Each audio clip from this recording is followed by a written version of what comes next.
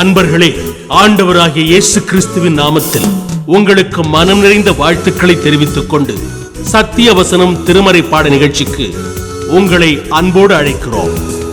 சத்திய வசனம், இது தேவனின் வசனம். நாம் சோர்ந்து போகையில் கரம் கொடுக்கும் நம் தேவனின் வசனம், நம் தேவனின் வசனம். அப்போஸ்தலனாகிய பவுல் கலாத்தியருக்கு எழுதின நிருபம் 4ஆம் அதிகாரம் 5. காலம் நிறைவேறின போது ஸ்திரீயினிடத்திற் பிறந்தவரும் நியாயப்பிரமாணத்திற்கு கீழானவருமாகிய தம்முடைய குமாரனை தேவன் அனுப்பினார். கர்த்தருக்குள் பிரியமானவர்களே, ஆண்டவராகிய இயேசுவின் புண்ணிய நாமத்தினாலே உங்களை வாழ்த்தி வரவேற்கிறேன். நம்முடைய வாழ்க்கையிலே கிறிஸ்துமஸை நாம் கொண்டாடி வருகிறோம், அல்லது கிறிஸ்துமஸுக்கு நேராக நாம் பயணம் செய்து வருகிறோம். இந்த வருடத்தினுடைய இறுதி மாதம் வந்த உடனே நாம் கிறிஸ்துமஸை நம்முடைய நினைவிலே கொள்கிறோம். அருமையானவர்களே, கிறிஸ்துமஸ் என்றால் பொருள் என்னவென்றால் கிறிஸ்து அனுப்பப்பட்டார் என்பதுதான் பொருளாகும். காலம் நிறைவேறின போது ஸ்திரீனிடத்தில் பிறந்தவரும் நியாயப்பிரமாணத்திற்கு கீழானவருமாகிய தம்முடைய குமாரனை தேவன் அனுப்பினார். கலாத்திய நிருபம் 4ஆம் அதிகாரம் 5வது வாக்கியம். அதாவது கிறிஸ்து அனுப்பப்பட்டார் என்கிற அந்த பொருள்தான் அந்த கிறிஸ்மஸ் என்கிற வார்த்தையிலே அடங்கியிருக்கிறது. அருமையானுள்ளே, கிறிஸ்மஸ் காலத்திலே நம்முடைய வாழ்க்கையிலே மக்கள் அநேக அன்பளிப்புகளை மக்களுக்கு கொடுக்கிறார்கள். பெற்றோர்கள் பிள்ளைகளுக்கு கொடுக்கிறார்கள், பிள்ளைகள் பெற்றோருக்கு கொடுக்கிறார்கள், கணவன் மனைவிக்கு கொடுக்கிறான், மனைவி கணவனுக்கு கொடுக்கிறார். அதே போல் நண்பர்களும் நண்பர்களுக்கு இவ்வாறு பரிசுகளை கொடுப்பது பழக்கமாகவும் பாரம்பரியமாக மாறிவிட்டது. ஆனால் இவ்வாறு கொடுக்கிறதற்கு ஒரு அடிப்படையான ஒரு காரியம் என ஷேரிங் என்று சொல்லலாம், பகிர்ந்து கொடுத்தல் என்று சொல்லலாம். அருமையானுள்ளே, இந்த நாளிலே கிறிஸ்மஸ் காலத்திலே அர்த்தமுள்ள கிறிஸ்மஸ் என்னவென்றால் பகிர்ந்து கொடுக்கிற ஒரு தன்மை. இந்நாட்களிலே மக்கள் எல்லாரும் தன் வாழ்வு தன் குடும்பம் என்று வாழ்கிறார்கள். ஆனால் பகிர்ந்து கொடுப்பது தான் கிறிஸ்மஸ் உடைய அர்த்தம், பொருள் என்று சொல்லலாம். முதலாவதாக பரலோகம் தம்முடைய மகிமையை பகிர்ந்து கொண்டது. அது மிக முக்கியமானது. ஹெவன் ஷேர்டு இட்ஸ் க்ளோரி என்று சொல்லலாம். அப்படியானால் பரலோகம் எவ்வாறு மகிமையை பகிர்ந்து கொண்டது? 2000 ஆண்டுகளுக்கு முன்பாக, சுமார் 2000 ஆண்டுகளுக்கு முன்பாக நம்முடைய இரட்சகராகிய இயேசுவானவர் இப்பூமியிலே பிறந்த பொழுது அந்த சமயத்தில் என்ன நடந்தது என்று சொன்னால் அங்கே மகிமை காணப்பட்டது. யோவான் நற்செய்தி நூல் 1ஆம் அதிகாரம் 14 கிறிஸ்து பிறந்ததை குறித்து யோவான் எழுதும்போது சொல்கிறார், அந்த வார்த்தை மாம்சமாகி கிருபையினாலும் சத்தியத்தினாலும் நிறைந்தவராய் நமக்குள்ளே வாசம் பண்ணினார். அவருடைய மகிமையை கொண்டோம். அது பிதாவுக்கு ஒரே பேரானவருடைய மகிமைக்கு ஏற்ற மகிமையாயிருந்தது. நான் முதலாவது என்ன சொன்னேன்? கிறிஸ்மஸ், அர்த்தமுள்ள கிறிஸ்துமஸ் என்றால் என்ன, அதனுடைய பொருள் என்றால் என்ன? பரலோகம் தன் மகிமையை பகிர்ந்து கொண்டது. கிறிஸ்து பிறந்ததினாலே பரலோகத்தின் மகிமை மனுகுலத்திலே வெளிப்பட்டது. பிலிப்பியர் நிருபம் 2ஆம் அதிகாரம் 6லிருந்து 9 வாக்கியங்களை வாசித்து பாருங்கள். அதிலே 2ஆம் அதிகாரத்திலே 6-7 வாசிக்கிறேன். அவர் தேவனுடைய ரூபமாயிருந்தும் தேவனுக்கு சமமாயிருப்பதை கொள்ளையாடின பொருளாக எண்ணாமல் தம்மை தாமே வெறுமையாக்கி அடிமையின் ரூபம் எடுத்து மனுஷ சாயலானார். அப்படியானால் அருமையானவர்களே, கிறிஸ்து பிறந்தபோது பரலோகம் தன்னுடைய மகிமையை இந்த பூமியிலே அது பகிர்ந்து கொண்டது. இரண்டாவதாக அங்கே வேத வசனத்தின்படி வாசித்தால் லூக்கா 2ஆம் அதிகாரத்திலே 7வது வாக்கியத்திலே அங்கே மரியாள் தன் பிள்ளையை பெற்றெடுத்தாள். அந்த பிள்ளைக்கு பெற்றெடுக்கிற சூழ்நிலையிலே சத்திரத்திலே இடமில்லை. ஆகவே மாடுகள் அங்கு தங்குகிற அந்த முன்னணியிலே பிள்ளையை கிடத்தியிருந்தார்கள்.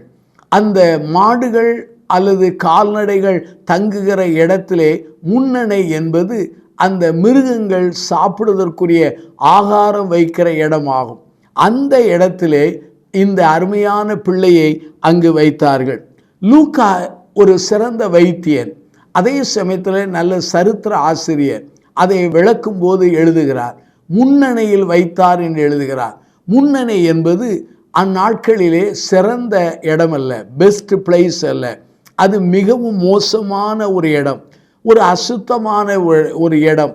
ஒருவேளை மரியாள் அங்கே யோசேப்பு அந்த பிள்ளை பிறந்த அந்த சூழ்நிலை கண்டபோது அந்த மிருகங்கள் ஒதுக்கப்பட்டிருக்கலாம் அல்லது விலகி இருக்கலாம். அந்த சூழ்நிலையிலே முன்னணியிலே ஆண்டவராய் இயேசுவானவர் கடத்தப்பட்டார். அருமையான சகோதர சகோதரிகளே, உலகத்தை உருவாக்கினவர், உலகத்தை ரட்சிக்க வந்தவர், அவர் தேவனுடைய குமாரன். அப்படிப்பட்டவர் சாதாரணமான மாட்டு தொழுவத்திலே முன்னணியிலே வைக்கப்பட்டிருந்தார். ஆக அதை இன்னொரு கோணத்திலே நான் உங்களுக்கு சொல்கிறேன். பரலோகம் எவ்வாறு தன் மகிமையை பகிர்ந்து கொண்டதோ அதே போல இந்த மிருகங்களும் தன்னுடைய மகிமையை பகிர்ந்து கொண்டதை திருமறையிலே வாசிக்க முடிகிறது. அருமையான சகோதர சகோதரிகளே, ஏசாயா 1:3 வாசித்து பாருங்கள். அங்கு வேதவசனம் சொல்லி, மாடு தன் எஜமானையும் கழுதை தன் ஆண்டவனின் முன்னணியும் அறியும், இஸ்ரவேலரோ அறியாமலும் அதற்கு உண்மை இல்லாமலும் இருக்கிறார்கள் என்கிற பொருளிலே தீர்க்கச் சொல்கிறார். அப்படியானால் மிருகங்கள் கூட ஆண்டவரை அறிந்து கொள்கிறது, அந்த மிருகங்கள் கூட தன்னுடைய எஜமானை புரிந்து கொள்கிறது. ஆனால் மக்கள் தங்கள் எஜமானாகிய ஆண்டவரை அறியவில்லையே என்று சொல்லி ஏசாயா தீர்க்கன் அங்கே வெளிப்படுத்தி எழுதுகிறார். அருமையானவர்களே, முதலாவது பரலோகம் தன் மகிமையை பகிர்ந்து கொண்டது. மிருகங்கள் தங்களுடைய இருப்பிடத்தை அல்லது கொட்டகையை, தொழுவத்தை பகிர்ந்து கொண்டது. நம்முடைய வாழ்க்கையிலே ஆண்டவருக்கென்று பகிர்ந்து கொண்டிருக்கிறோமா? மூன்றாவதாக இங்கே வேத வசனத்தின்படி பார்த்தால் மனுகுலத்தாரும் சிலர் பகிர்ந்து கொண்டார்கள். எதை பகிர்ந்து கொண்டார்கள் என்பதை நான் சொல்ல விரும்புகிறேன். முதலாவது ஆண்டவரின் பெற்றோர்கள் அங்கே பகிர்ந்து கொண்டார்கள். மத்தேயு நற்செய்தி நூல் 1:18-19 வாசித்து பாருங்கள். மரியாளை குறித்து வேதவசனம் சொல்கிறது.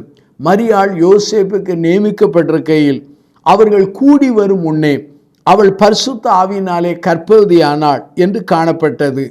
அவள் புருஷனாய் யோசேப்பு நீதிமானாய் இருந்ததினாலே அவளை அவமானப்படுத்த மனதில்லாமல் இரகசியமாய் அவளை தள்ளிவிட யோசனையாய் இருந்தான் என்று சொல்லி வேதவசனத்திலே வாசிக்க முடிகிறது. அருமையானவர்களே, மோசேயினுடைய பிரமாணத்தின்படி இப்படிப்பட்ட ஒரு பெண்ணை கல்லெறிந்து கொள்ள வேண்டும். ஆனால் இந்த கல்லறியாதபடி இரகசியமாய் தள்ளிவிட யோசேப்பு எண்ணினான். உபாகமம் புஸ்தகம் 22 அங்கே 20-21 வாசித்து பாருங்கள். மரியாள் இடத்தில் வந்து தேவதூதன் லூக்கா 1:27-28 இயேசுவின் பிறப்பை குறித்து சொல்லும் பொழுது அவள் கேட்கிறாள், நான் புருஷனை அறியாதவள் அல்லவா, இது எப்படி ஆகும் என்று கேட்டாள். அதற்கு அங்கு தேவதூதன் மூலமாய் பதில் சொல்லப்பட்டது. அதே போல யோசேப்பு தள்ளிவிடலாமா என்று எண்ணும்போது ஆண்டவர் சொப்பனத்தின் வழியாக அவனோடு பேசி அந்த இரகசியங்களை வெளிப்படுத்திய போது அவனும் அதற்கு கீழ்ப்படிந்து அவளை ஏற்றுக்கொள்கிறான். ஆகவே 2 பேருடைய வாழ்க்கையிலும் ரிஸ்கான ஒரு வாழ்க்கை, நிந்தனையான ஒரு சூழ்நிலை. ஆனால் ஆண்டவருடைய வார்த்தைகளுக்கு கீழ்ப்படிந்து அவர்கள் செயல்பட்டார்கள். அருமையானவர்களே, நம்முடைய வாழ்க்கையை நாம் சிந்திக்க அழைக்கப்படுகிறோம். இந்த 2 மக்களும், அதாவது இயேசுவின் பெற்றோராகிய மரியாளும் யோசேப்பும் தங்கள் வாழ்வை தேவ திட்டத்துக்கு அர்ப்பணித்து அவர்கள் இடம் கொடுத்ததினாலே அவர்களுடைய வாழ்விலே ஆசீர்வாதமான காரியங்கள் நடைபெற்றது. அருமையானவர்களே, இவர்கள் தங்கள் இருவரும், அதாவது யோசேப்பு மரியாளும் தங்கள் இருவரும் தேவ திட்டத்திற்கும் தேவ தீர்மானத்துக்கும் தங்கள் வாழ்க்கையை பகிர்ந்து கொண்டார்கள். அருமையான சகோதர சகோதரிகளே, உங்கள் வாழ்க்கையிலே தேவ திட்டத்திற்கும் தேவ நோக்கத்திற்கும் நீங்கள் அர்ப்பணித்து கீழ்ப்படுகிற நிலையில் இருக்கிறீர்களா? அடுத்ததாக பெற்றோர்களான இந்த மரியாள் யோசேப்பு மாத்திரம் கீழ்ப்படிந்து தங்கள் வாழ்க்கையை ஆண்டவருக்கென்று பகிர்ந்து கொண்டதோடு நின்று விடவில்லை.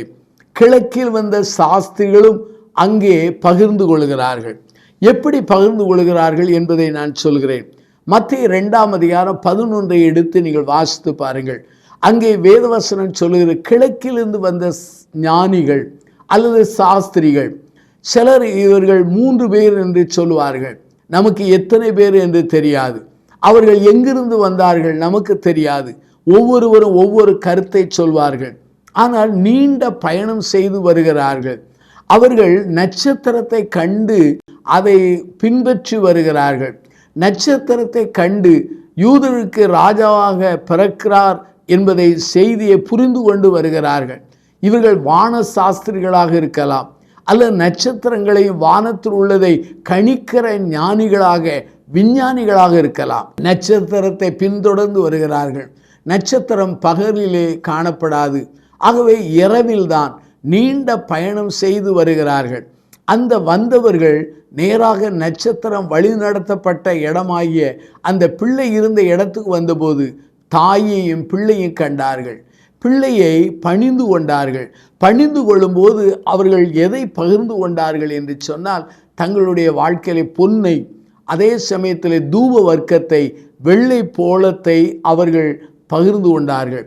ஆண்டவருக்கென்று தங்கள் பொக்கிஷங்களை பகிர்ந்து கொண்டார்கள். முதலாவது நான் சொன்னேன், பரலோகம் தன் மகிமையை பகிர்ந்து கொண்டது. இரண்டாவது சொன்னேன், அங்கு மாடுகள் அல்லது கால்நடைகள் தங்களுடைய முன்னணியை பகிர்ந்து கொண்டது.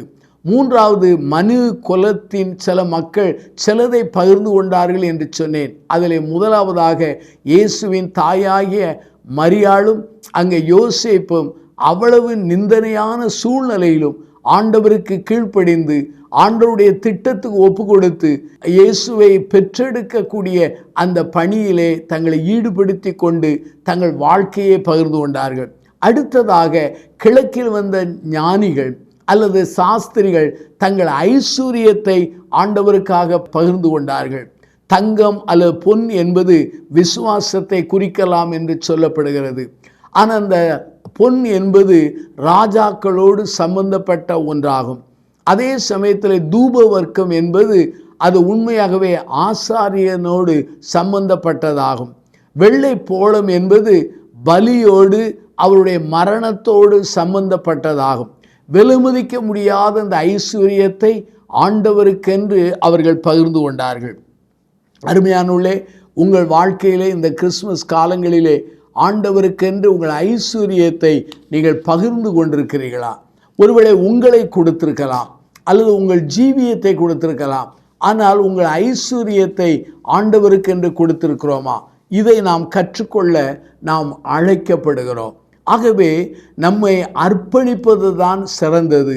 அந்த அர்ப்பணிப்போடு இந்த ஞானிகள் சாஸ்திரிகள் செய்தது போல ஐஸ்வர்யத்தை, நம்முடைய செல்வத்தை ஆண்டவர் விரும்புகிறபடி, ஆண்டவர் தூண்டுகிறபடி ஆண்டவருக்கென்று படைக்க நாம் அழைக்கப்பட்டிருக்கிறோம்.